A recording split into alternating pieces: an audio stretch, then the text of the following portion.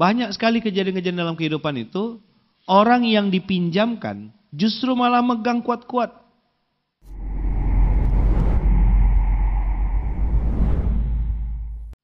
Saya pengen lepas Ustadz dari riba. Iya ke?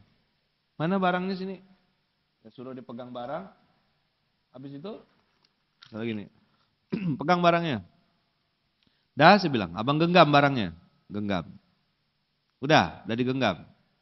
Saya bilang, sini saya ambil. Barang itu digenggam. Saya mau ngambil, bisa enggak diambil? Enggak bisa. Abang benar mau lepas dari riba? Iya ya man, mau lepas saya man. Gitu katanya bang ya. Ada orang mana kemarin bang? Dari Samudra Atlantik itu. Bong, saya bilang, saya nengok muka abang. Saya bilang, saya ini orang komunikasi. Saya nengok muka abang, abang masih pengen kan rumah itu? Masih pengen abang genggam kan? Adalah dikit-dikit ayaman. Oh untung besar, kau kecil aku tis gitu. Dia sendiri tidak pengen ngelepas barang itu. Mana bisa lepas? Bukan Allah tidak tolong, bukan rumahnya tidak dibeli orang. Tapi masih ada genggaman. Ini belajar lillah ini, lillahi ta'ala. Itu tidak cukup sehari 2 hari. Tidak bisa pakai workshop. Suami work, istri shop. Tidak cukup. Tidak bisa pakai seminar sehari belajar lillahi ta'ala. Tidak bisa. Ini munzalan dengan izin Allah. Baru 12 tahun. Latihannya tiap hari. Ngapa Yaman ngontrak? Itu latihan supaya tidak merasa memiliki. Yang punya rumah mak cua. Ayaman numpang. Bayar setahun sekali. Supaya apa? Tidak ada rasa memiliki. Mobil-mobil ditempel innalillah wa inna ilaihi rajiun itu apa? Mana ada mobil di pondok, mobil-mobil itu ditempel innalillah. Paling tinggi Masya Allah tabarakallah. Paling tinggi sholawat. Kenapa di pondok ini ditempel innalillah? Ngasih tahu itu mobil jenazah. Nah, ayo baca tulisannya. Setiap orang ada masalahnya katanya.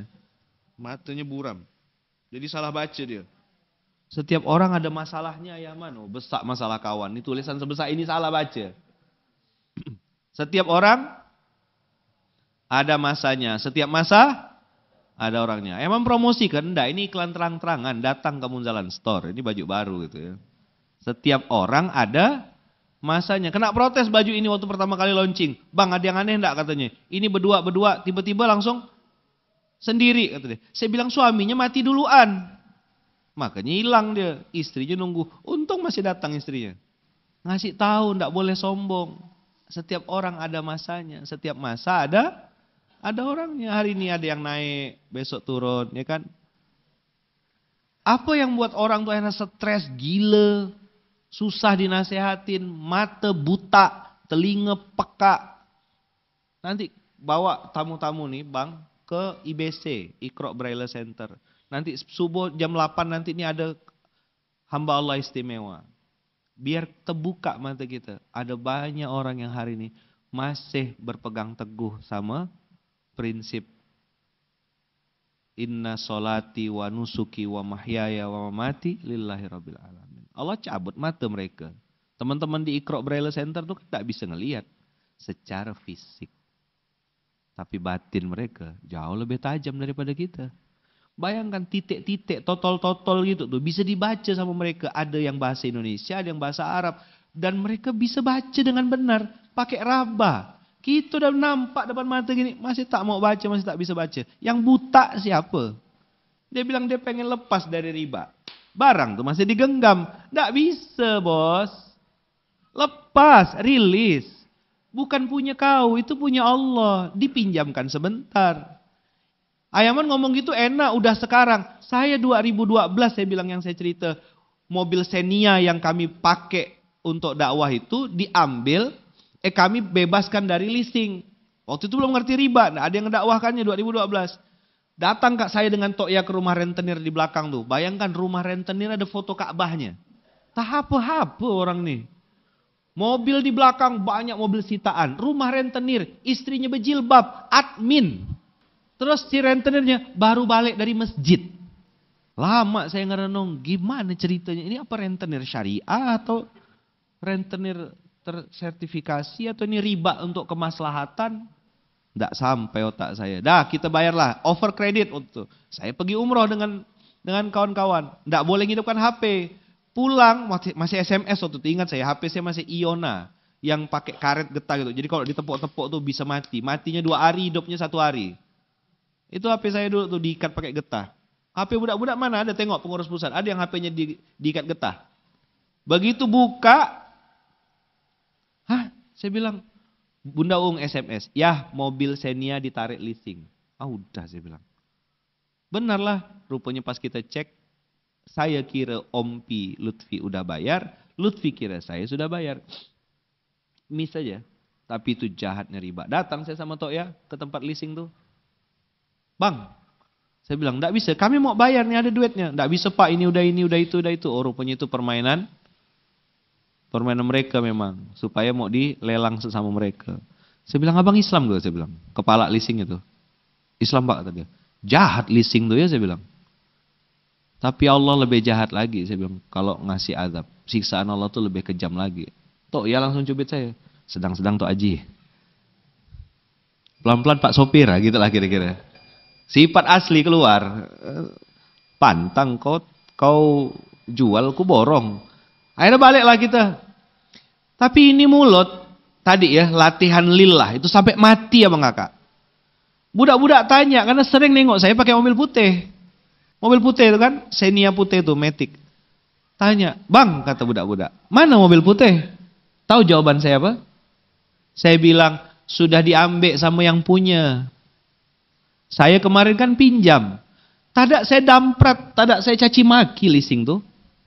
Dan tidak ada yang tahu, 3 minggu tuh naik motor, kadang dijemput pakai pick up, kadang dijemput pakai motor, pokoknya campur-campur. Jamaah pun ada berapa yang tanya, Bang katanya, Ustadz biasanya pakai mobil yang putih, mana mobilnya? Udah diambil Bu sama yang punya, kemarin saya pinjam. Begitulah kira-kira jawabannya. 2012, saya udah ngomong gitu. Jadi kalau ada yang masih genggam-genggam rumah sisa 3 bulan, tidak apa-apa. Peranglah sama Allah 3 bulan tuh. Saya sih tidak nakut-nakutkan, ngasih tahu aja. Itu ya. Bilang aja, aku sih tidak marah gitu. Cuma ngasih tahu aja, 3 bulan kau perang sama Allah. Mudah-mudahan kuat. Jadi kalau yang masih mau mempertahankan ribanya, silakan. Mudah-mudahan kuat. Karena perang lawan Allah. 3 bulan, 90 hari, 1 hari 24 jam. Perang 24 jam sama Allah. Peranglah, coba.